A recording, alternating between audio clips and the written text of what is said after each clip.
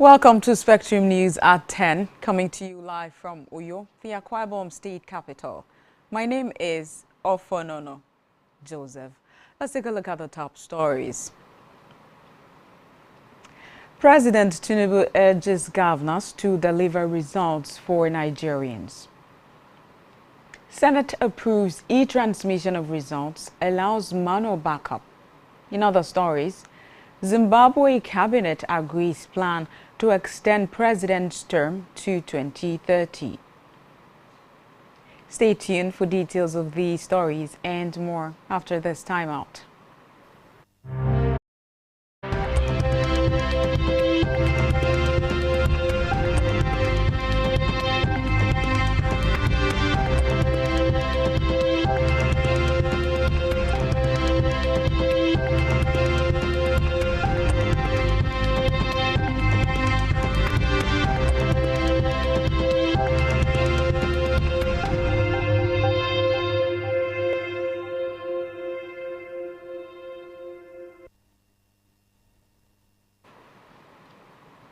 Good morning and many thanks for joining us on the news this morning. Our first report this morning is that President Bola Tinubu has challenged governors and key federal institutions to shift from resolutions to real-life outcomes, insisting that the National Economic Council NEC conference must not end as another high-level conversation with no measurable impact on citizens. The president, represented by Senate President Godswill Akpabio at the closing of the two-day conference in Abuja, said the renewed hope agenda would be judged by what Nigerians can see and feel: jobs created, business support, roads and school infrastructure, health care, among others. He commended Vice President Kashim Shettima for what he described as steady leadership of the NEC and acknowledged governors, ministers, development partners, and private sector stakeholders for their input, stressing that the next phase of national development depends on disciplined implementation across all tiers of government. The conference, held under the theme Delivering Inclusive Growth and Sustainable National Development, the Renewed Hope National Development Plan, produced policy recommendations spanning taxation, oil theft, security, social spending, investment, and constitutional reforms. Meanwhile, President Bola Tinubu has appointed Engineer Adesayo Olusegun Michael as the Managing Director and CEO of the Nigerian Electricity Management Services Agency, NEMSA. This was disclosed in a statement by a presidential spokesperson, Bayo Onanuga. The president also appointed other board members, including Engineer Aliyu Abdulaziz, Executive Director, Technical; Ikechi Clara Nwosu, Chairman, Southeast; Zubair Idris, Member; Igba Elizabeth, Member, North Central; Sani Shehu, Member, Northeast; Adeyemi Adetunji, Member, Southwest; Engineer Emmanuel Nkpe, Member, South-South; and Engineer Charles Asogwa, Southeast. In the meantime, President Tinubu has congratulated the Minister of Agriculture and Food Security, Senator Abubakar Kyari, on his election as chairperson of the Governing Council of the International Fund for Agricultural Development, IFAD. Kyari was elected yesterday to lead the 49th Governing Council of IFAD, which serves as the organization's supreme decision-making authority. In a statement issued by his special advisor on information and strategy, Bayo Onanuga, the president described the minister's emergence as a strong vote of confidence in his leadership and the reforms being pursued under his watch in Nigeria's agriculture and food security value chain. The president also expressed optimism that the minister would provide purposeful leadership for the global agricultural development body at a time when many countries are grappling with food insecurity. From the Red Chambers, The Senate has approved the electronic transmission of election results to the Independent National Electoral Commission's result viewing portal, while permitting manual collation to serve as a backup where technology fails. The decision followed a reconsideration of a disputed clause in the Electoral Act Amendment Bill during an emergency plenary. Under the reviewed section, presiding officers at polling units are to electronically transmit results to the IREF portal after voting and documentation are completed. The amendment, however, provides that where electronic transmission cannot be carried out due to communication or network challenges, the manual result sheet form EC8A will become the primary basis for collation and declaration. In a related development, former Vice President Atiku Abubakar has faulted the Senate over its stance on the Electoral Act, arguing that having both manual and electronic transmission of results in the bill will cause further confusion. Atiku spoke after a visit to ex-military President Ibrahim Babangida alongside Oyo Seyi Makinde at his residence in Minna, Niger State. He said Nigerians were expecting real-time electronic transfer to the various levels of the elections, but rather got a mixture of electronic and manual transmission, which will cause more confusion or chaos.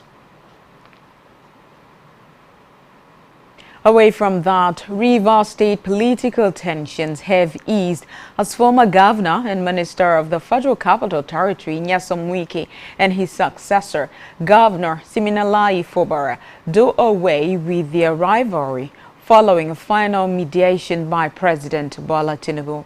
Speaking shortly after inspecting infrastructure projects in Abuja, Wike said the intervention by the president would be the last time. Meanwhile, Governor Fubara, during the inspection of the over 50-kilometer Port Harcourt Ring Road project, appreciated the FCT minister for his contribution to the development of the state. He promised that the projects would be completed and delivered by October. The development came after both leaders met with the president at the presidential villa in Abuja. In a separate development, former Minister of Women Affairs Uju Kennedy Ohanenye has said that she has no regret about being removed as minister. Speaking in an interview, Kennedy Ohanenye insisted that President Bola Tinubu could not have deliberately acted to hurt her. She reflected on her time in office, her leadership style, and the circumstances surrounding her dismissal. According to her, she ensured that nothing improper occurred within the scope of her responsibilities while in office.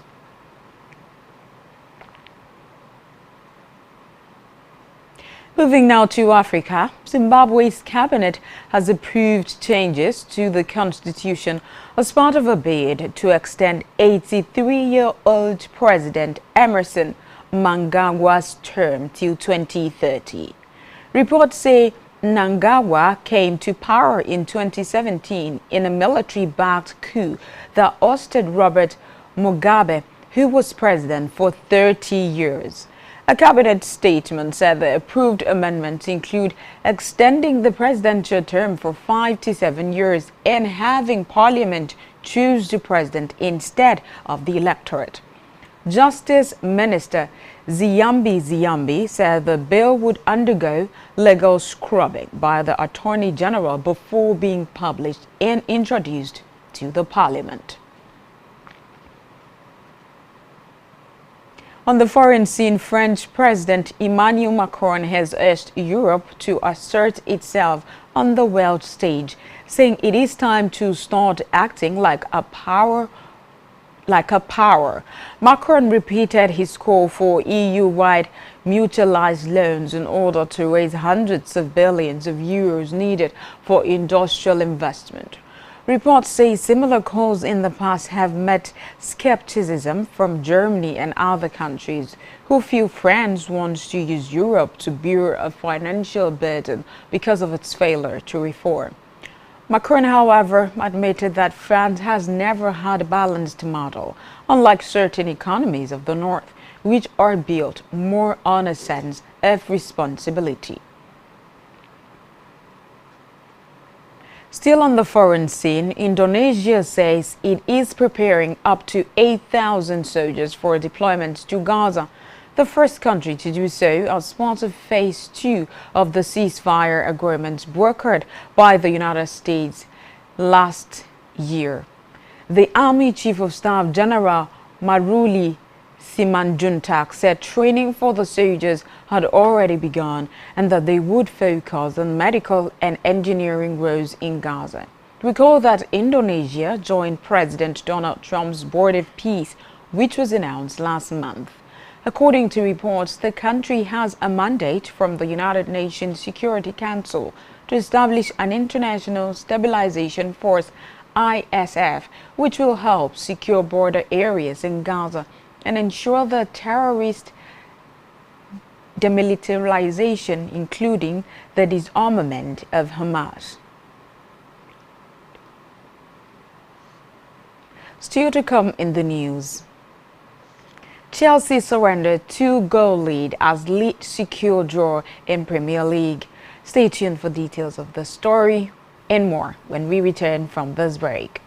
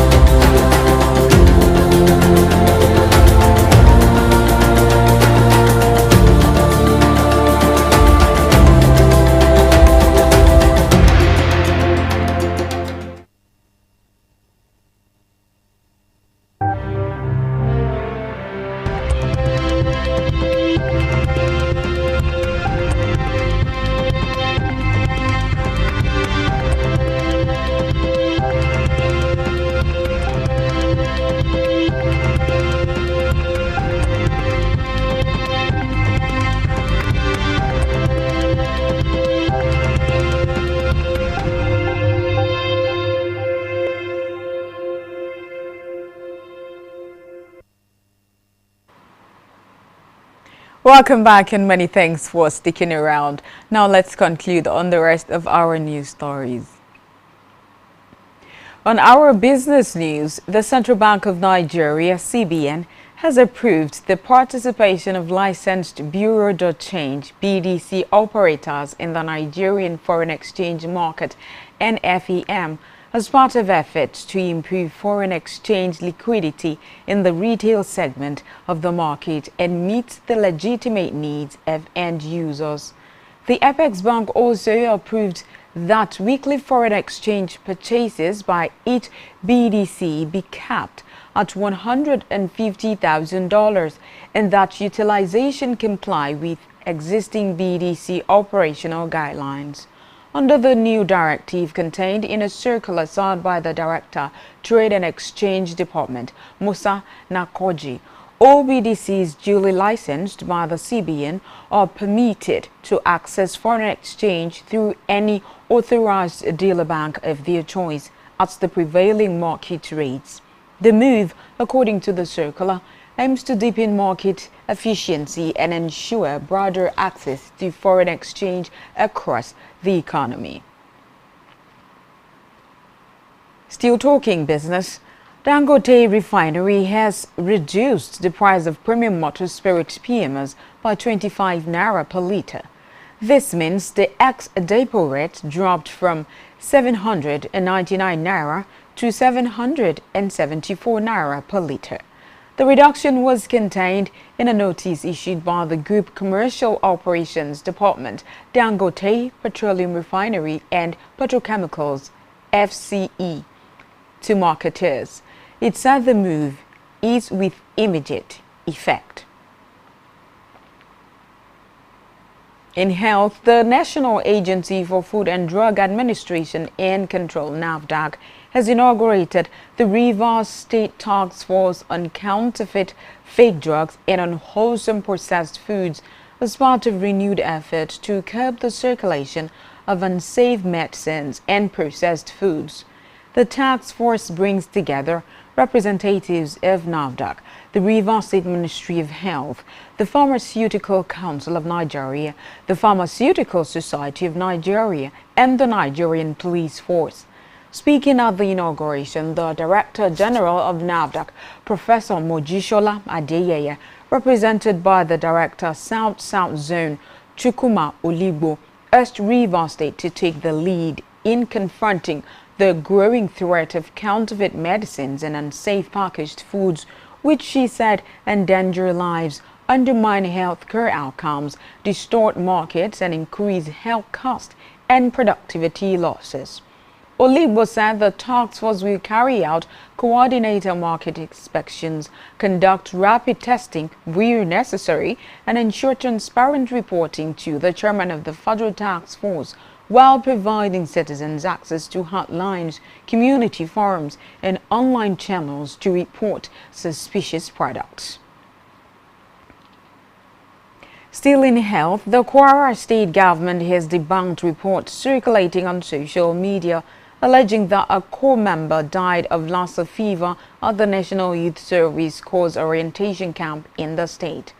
The clarification was issued in a statement by the Ministry of Health's Press Secretary, Saad Hamdalat, following an investigation by the state's Rapid Response Team. According to the statement, the probe was led by the state epidemiologist Dr. Kamaldeen Khadija after a social media post claimed that a corps member had died from suspected Lassa fever at the camp. The government said findings from field investigations and a retrospective active case search revealed no evidence of Lassa fever infection or transmission within the NYC camp. It added that no suspected or confirmed cases of viral hemorrhagic fever were recorded among corps members or camp officials. In the world of sports, Chelsea missed their chance to move into the top four in the Premier League after throwing away a 2-goal lead against Leeds United at Stamford Bridge. The hosts had a 2-goal cushion thanks to João Pedro and Cole Palmer, but the equalizer came via Calamichon's defending, with Josh Achempong, Malo Gusto and Robert Sanchez failing to clear a ball over the top, allowing Noah Okafor to poke home an equalizer. Chelsea had won all 4 of their Premier League matches under new manager Liam Rosenior. But Manchester United's draw against West Ham United in the later kickoff means the Blues remain in 5th. Still talking sports, Brazilian teenager Ryan has continued blistering start to life in the Premier League as Bournemouth came from behind to defeat 10-man Everton at Hugh Dickinson Stadium. After making a £24.7 million move from Vasco da Gama last month, Ryan scored for a second game in a row to cancel out Iliman Ndiaye's first half penalty before Amine Adli put Bournemouth ahead less than 4 minutes later. The victory extends Bournemouth's unbeaten run to 6 Premier League games, whereas Everton are now winless in their last 5 home league matches. On entertainment news, Grammy-winning Nigerian singer Temilade Okpeni, popularly known as Tems, has become the first African female artist to have 7 entries on the U.S. Billboard Hot 100 chart. The singer hit the milestone after her song What You Need debuted at 93 on this week's Billboard Hot 100 chart, bringing her total entries to 7. Tems now tie her compatriot Burna Boy and South African group Seethers as the African artist with the most Billboard Hot 100 entries with 7 each.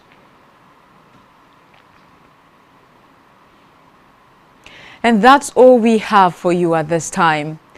Kindly follow us on all our social media handles and subscribe to our YouTube channel, all of which you can find on our website, spectrumtvlive.nj. You have been watching Spectrum News at 10.